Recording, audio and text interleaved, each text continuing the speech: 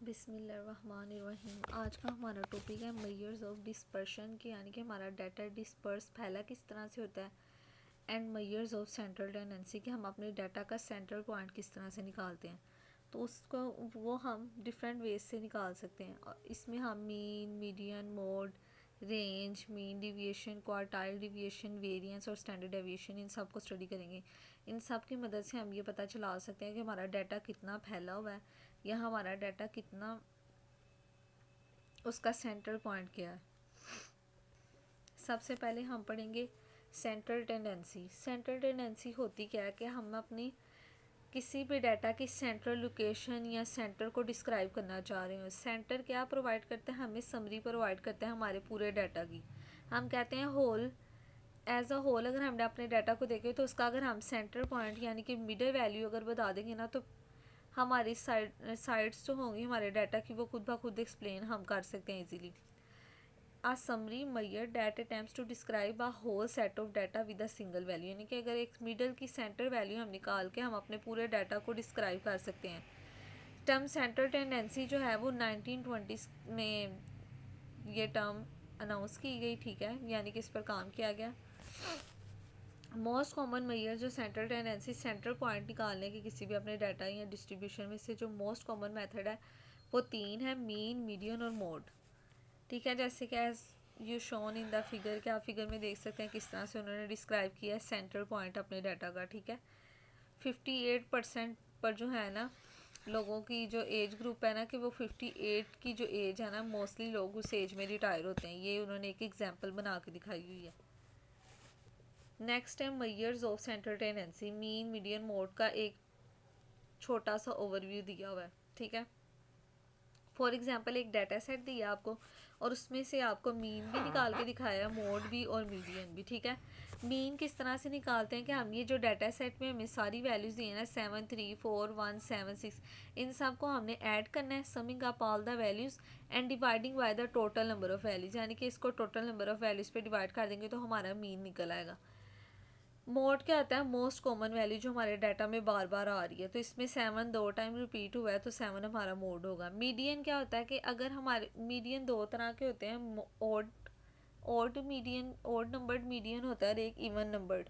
ठीक है, तो यहाँ पर इवन नंबर्ड मीडियन है तो इसमें हम क्या करेंगे, 7 + 4 प्लस करके 2 पे डिवाइड कर देंगे तो हमारे पास मिडल वैल्यू आ जाएगी हमारी। लेकिन अगर ये ओड नंबर होता, फॉर एग्जांपल कि यहाँ पर हम 1 को स्किप कर देते हैं, 7, 7, 6, 4, 3, तो दो वैल्यूज इस साइड पे रह जानी थी, दो उस साइड पे, तो जो मिडल वैल्यू होनी थी 6, वो हमारा मोड हो जाना था, वो ओड सॉरी मीडियन हो जाना था, वो हमारा ओड नंबर मीडियन होना था। और अगर हमारे पास 6 नंबर आ रहे हैं तो वो हम उसको हमने कैसे कि मिडल वाली दो वैल्यूज़ को ऐड करके 2 पे डिवाइड करेंगे तो वो हमारा इवन नंबर्ड मीडियन निकल के आएगा। ठीक है, अब हम मीन की एक और एग्जांपल देख लेते हैं। मीन की डेफिनेशन सिंपल यही है कि average of all the given numbers, के सारे जितने भी नंबर्स हमें क्वेश्चन में दिए गए हैं उन सब का एवरेज निकाल के प्लस करके, यानी कि और उनको टोटली नंबर पे डिवाइड कर देंगे तो हमारे पास क्या आ जाएगा, मीन आ जाएगा। Sum of all observation divided by total number of observation.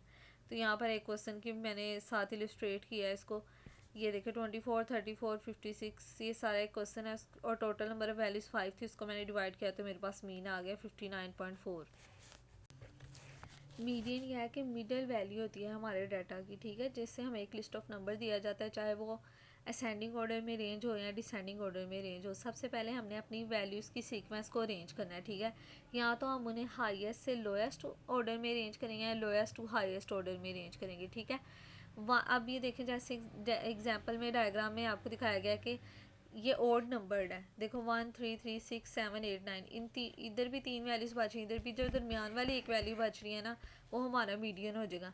इसी तरह नीचे जो सा है उसमें हमारे पास इस तरफ भी 3 बच रही हैं, उस तरफ भी 3, तो दरमियान वाली दो वैल्यूज़ हमारा मीडियन बनेगी। तो उन्हें हम क्या करेंगे, 4 में मैं 5 को मैं ऐड करूँगी, 2 पे डिवाइड कर दूँगी तो मेरे पास मीडियन आ जाएगा। जिसमें हमारे पास इवन नंबर आएंगे वो हमारा इवन नंबर्ड मीडियन होगा, जिसमें हमारे पास ओड नंबर आएंगे वो ओड नंबर्ड मीडियन होगा। यानी कि अगर हमारी observations, number of observation odd में आ रही है तो मिडल वैल्यू हमारा मीडियन होगा। ठीक है, और अगर हमारी ऑब्जर्वेशन इवन में आ रही है तो जो स्मॉल मिडल वाली 2 वैल्यूज़ होंगी, उनका एवरेज लेके हम अपना मीडियन निकाल सकते हैं। इसी तरह मीडियन को निकालने के लिए एक और एग्जांपल नीचे दी गई है कि जैसे हमने मीडियन कैलकुलेट करना है तो पहले हम अपने स्कोर्स को अरेंज करेंगे, या तो असेंडिंग ऑर्डर में अरेंज करेंगे या डिसेंडिंग ऑर्डर में अरेंज करेंगे। फिर हमने अपना मिडल स्कोर निकालना है, इनमें से काउंट करेंगे दोनों साइड्स पे जितनी वैल्यूज बचेंगी उनको स्किप करके जो हमारी मिडल वाली वैल्यू आएगी वो हमारा क्या होगा, मीडियन होगा। उसने कहा कि इस डाटा में हमारी 11 टोटल वैल्यूज़ आ रही हैं, ठीक है। इस तरीके से भी हम मीडियन निकाल सकते हैं। टोटल हमारी 11 वैल्यूज़ हैं, 11 को मैं 1 में ऐड करूँगी और 2 पे डिवाइड कर दूँगी। जो मेरी वैल्यू आएगी ना 6 मेरा आंसर आ रहा है, तो मैं अपने डाटा में काउंट करूँगी मेरी 6th वैल्यू कौन सी है। तो मेरी 6th वैल्यू यहाँ पर आ रही है 98, तो वो मेरा मीडियन होगा, ठीक है। मीडियन को निकालने के बहुत से तरीके हैं। इसी तरह मीडियन ग्रुप डाटा और अनग्रुप डाटा निकालने के लिए अलग से आएगा उसका फॉर्मूला, ठीक है। यहाँ पे सिर्फ इवन नंबर और ऑड नंबर निकालने का फॉर्मूला एक्सप्लेन किया गया। लास्ट है मोड क्या होता है कि जो रिपीटेडली वैल्यू कोई हमारे डाटा सेट में अकर कर रही है ना, बार बार आ रही है, ठीक है, वो हमारे क्या होगा, मोड होगा। और इससे हम ये भी कह सकते हैं कि जो हमारे डाटा सेट में जिस वैल्यू की फ्रीक्वेंसी बहुत ज़्यादा हाई आ रही है कि ये वैल्यू बार बार रिपीट हो रही है, वो भी हमारा मोड हो सकता है, ठीक है। फॉर एग्जांपल उसने कहा कि हमारे डाटा सेट में अब देखो 2 4 5 5, तो 5 2 टाइम रिपीट हुआ, इसलिए 5 हमारा क्या है, मोड है। मोड जो होती है वो 3 तरह का होता है। जब हमारे डाटा सेट में एक या दो से ज़्यादा मोड आ जाए तो वो मोड डिस्ट्रीब्यूशन को क्या करता है, उसके नाम को चेंज कर देता है। फॉर एग्जांपल अगर हमारे डाटा सेट में 2 मोड आ रहे हैं, जैसे इसमें 2 और 5 बार बार रिपीट हुआ है ज़्यादा टाइम्स, यानी कि 4 भी बार बार हुआ है लेकिन वो 2 दफ़ा हुआ है, और 5 3 दफ़ा हुआ है, और 2 भी 3 दफ़ा हुआ है, तो ये कौन सी डिस्ट्रीब्यूशन होगी, बाय मोडल डिस्ट्रीब्यूशन। इसी तरह अगर हमारे डाटा सेट में 3 मोड आ रहे हैं, 3 वैल्यूज़ हैं जो बार बार रिपीटेडली अकरिंग कर रही हैं, तो वो कौन सा होगा, ट्राई मॉडल, ठीक है। इसी तरह 4 या उससे ज़्यादा मोड है तो उस डाटा सेट को हम कहेंगे मल्टी मॉडल, ठीक है। मोड के आगे से सब टाइप्स भी होती हैं। नेक्स्ट हम आ जाते हैं डिस्पर्शन इन अ डिस्ट्रीब्यूशन। पहले हमने पढ़ा है मेजर्स ऑफ सेंट्रल टेंडेंसी कि हमारी मिडल वैल्यू हमने किस तरह से निकालनी है। अब हम पढ़ेंगे डिस्पर्शन इन अ डिस्ट्रीब्यूशन के हमारे स्कोर कितने स्प्रेड हुए हैं, कितने डिस्पर्स हुए हैं मेन स्कोर से, ठीक है। मेन स्कोर क्या होता है, हमारे डाटा का टोटल स्कोर जो होता है, जो सेंट्रल पॉइंट हमें बता रहा होता है। मेन मीडियन मोड हमें सेंट्रल पॉइंट बता रहे होते हैं। अब हमने ये देखना है कि हमारे सेंट्रल पॉइंट से हमारे स्कोर इस तरफ कितने फैले हैं और उस तरफ कितने फैले हुए हैं। सबसे आसान तरीका है कि हमारे स्कोर कितने फैले हुए हैं, हमारी लोएस्ट रेंज कौन सी है और हमारी हाईएस्ट रेंज कौन सी है, उसको मालूम करने के लिए हम सबसे आसान तरीका इस्तेमाल करते हैं, रेंज। उसमें हम क्या करते हैं, सबसे लोएस्ट वैल्यू को हाईएस्ट वैल्यू में से माइनस कर देते हैं, या हाईएस्ट वैल्यू को लोएस्ट वैल्यू में से माइनस कर देते हैं, तो हमारे पास हमारी रेंज आ जाती है। फॉर एग्जांपल यहाँ पे फेसबुक डाटा उन्होंने किसी का लिया हुआ है, उसमें उन्होंने स्कोर्स लिए हुए हैं, ठीक है। उनके स्कोर्स में देखें सबसे हाईएस्ट वैल्यू हमारी 234 है और सबसे लोएस्ट हमारी इस पूरे डाटा में वैल्यू 22 है। तो मैं 234 में से 22 को माइनस कर दूंगी तो मेरे पास मेरे डाटा की रेंज आ जाएगी, ठीक है। यानी कि 212 की रेंज के अंदर अंदर मेरे सारे स्कोर्स जो हैं वो लायक आ रहे हैं। नेक्स्ट है मीन डिविएशन। सबसे पहला तरीका है रेंज की मदद से हम निकाल सकते हैं हमारा डाटा कितना फैला हुआ है, और दूसरा है मीन डिविएशन। मीन डिविएशन एक स्टैटिस्टिकल मेजर है जिससे हम मीन वैल्यू में से देखते हैं हमारे डाटा सेट की जो हमारी मीन वैल्यू आती है ना।